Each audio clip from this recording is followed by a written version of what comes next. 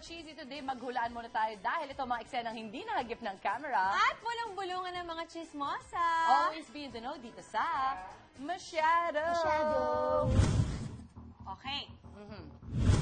Sino itong showbiz personality na nag-inarte daw ngayon? Itong eksena with Mars Gladys as the showbiz personality at si Pars Christopher naman ang nakatrabaho niyang staff sa movie. Action! Hi, showbiz personality. I hope nabigay na yung location map sa'yo. See you tomorrow. Yes, hello? Hello? Choppy ka, hello. Hello, nakita ko nga, pero bakit ganyan yung location? Parang hindi ko yata gusto. Sigurado ba kayo doon ba talaga? At saka yung yung costume requirement, baka pwedeng palitan, ha? Kasi wala kasi akong ganun eh. Ibahin na lang natin, pwede? Sorry po, yung kailangan sa eksena eh. So, bukas po, 5 a.m. po yung call time natin. Ano?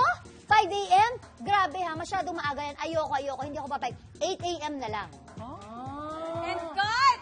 Iba ng Sino si showbiz personality na dati ay madali namang kausap pero nag-iinarte na ngayon? Sino ba yan? Closely. Idea. Aita. Ah? Oh! Ang lungkot. Kala ko naman yung totoong... Hindi yung totoo yung isa. Oo. Bakit? Baka manggagaling siya sa ibang racket, hindi na maaayos yung requirement. Pwede. Tapos, umagahin siya. Kaya kailangan niya ng extra sa 3 hours, segway. Mars, kasi mag-i-miss siya ng... Pero alam mo, minsan pwede namang yung makiusap na, halimbawa kung sobrang aga, tapos may panggagalingan trabaho, i-inform mo lang sila. Pero syempre, isa tamang pagsasabi o pananalita. Tama, Mars.